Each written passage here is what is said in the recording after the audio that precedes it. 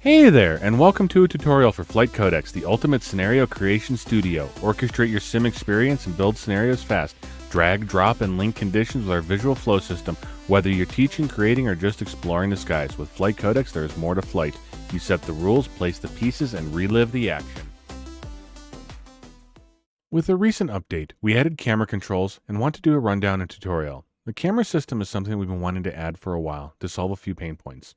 Like when putting together the teaser for the Skyrift Racing series, we used replay files, then went into X-Plane, loaded the gates with a simple scenario, and went to work placing the camera, running the replay for each shot. This wasn't too bad and pulled together fairly quickly, for one run. But I want to create content, many runs, plenty of camera angles, and most importantly, repeatable and scriptable. With Flight Codex, we already had the ability to control the camera, just like X-Plane, using commands and data refs, and this was fine for basic setups, but turned out to be a bit tedious. So to solve this issue, we started simply. You can now directly mount the camera somewhere around the aircraft or on the planet via a geo coordinate. And we added the basic rigging setups to control truck, boom, and dolly. These movements are left, right, fore and aft, and up and down, including the orientation for pan, tilt, roll, and zoom. Next was tracking. And right now with Flight Codex, you can track the main aircraft or a geolocation. When tracking a geolocation and mounted to the aircraft, we are also able to add gimbal stabilization. Then the last thing was to control the timing for the movements.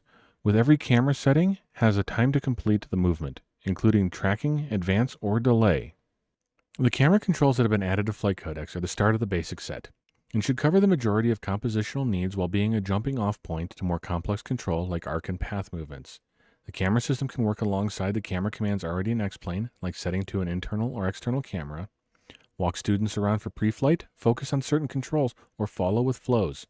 Content creation and studio work becomes a breeze. Just fly in the sim and let a second visual system be the camera capturing the content, or as we'll see in a moment, working with replay files.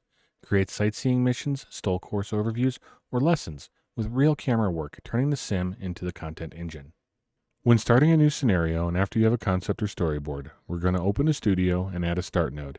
Then we're going to choose our starting location in the sim using the instructor station to grab the plane and move it to where we want.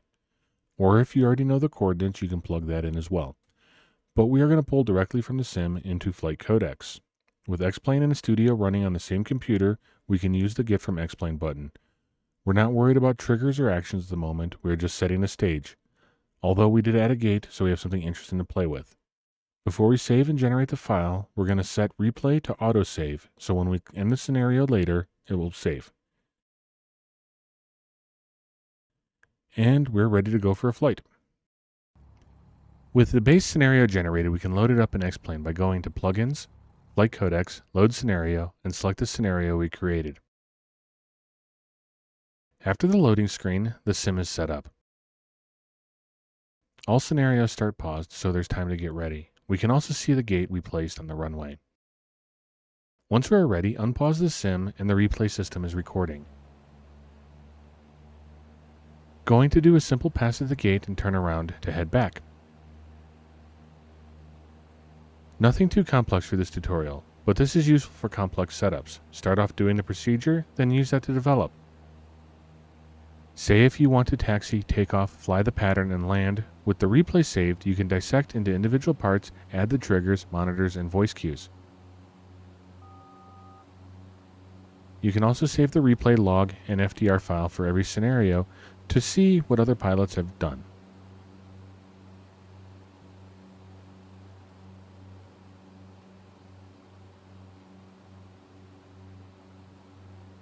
Once we are done flying, we want to pause the sim, go to Plugins, Flight Codex, Stop Scenario. There is also commands available that you could map to a keyboard shortcut. With the replay now captured, we can use it as a base for fleshing out more of the scenario, eliminating trial and error of having to fly each time we tune or tweak. The replay system and Flight Codex are separate, so nothing but the flight is captured with the replay. No objects or cues are saved. And Flight Codex doesn't know if it's a replay or a person flying the sim when it comes to triggers and most data refs. We can add or change nodes, switch out the replay, add objects as we hone the scenario. The replays are saved in the scenario output folder within the plugins directory. Each run is labeled and timestamped for ease of sorting, and we can copy the run we want to the asset folder of the scenario we're working on. So now in Flight Codex, With our scenario open, we can turn off the save replay. This is to be safe, as it won't save if the replay system is running. And under the start parameters, we can check the load data file and go to the asset folder and select our replay. Changing these settings allows us to link and load the replay with the scenario. Now for some embellishments. We're going to want the free cam to get the right sound and to have the pilot model in the aircraft for outside shots. Add the free cam command to make it available and trigger it right off the start with an action node.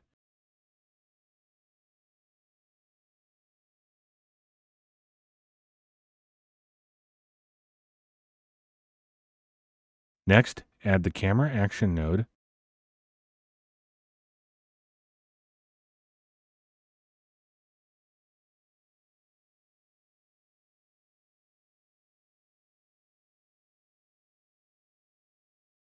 When flight codecs takes control of the camera, it is from the current location of the camera, and we have to take control at least once for the camera to work.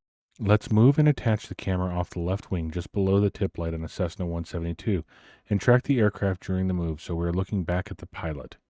The position is negative 5.4 lateral and 0.6 vertical. We are going to move for 5 seconds. At the time of this recording, the vertical and longitude inputs are swapped, but we can now generate and check out the first camera move. Now when we reload the scenario, we should see that we are back to the start point with the replay controls visible. And this time when we unpause the scenario, we don't have to be flying, and the actions we set up will automatically fire off. We will see the camera start moving and lock to the defined location, keeping the plane in the shot the entire time. Let's go ahead and add one more camera shot for this tutorial. And let's cut to a camera on top of the building, just off the runway, tracking the aircraft. In the instructor station, let's move the aircraft where the next camera is so we can use the Get from X-Plane button to place the camera and go back to the studio. We could also set up a trigger, but this isn't necessary for this setup.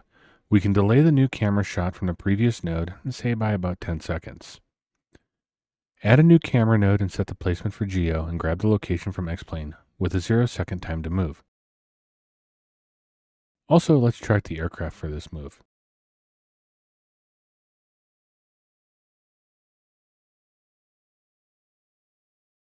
With these additions, let's regenerate and load it back up in the sim. Just like before, we can see our first camera move, and in about 10 seconds we cut to a tracking camera on top of the building, where the aircraft was placed. I feel we should zoom in for a better shot. Let's go fix that in the studio real quick. On our last node, let's set the zoom to 20x over 12 seconds. And that's it. Let's check it out in the sim. Here's the first camera move.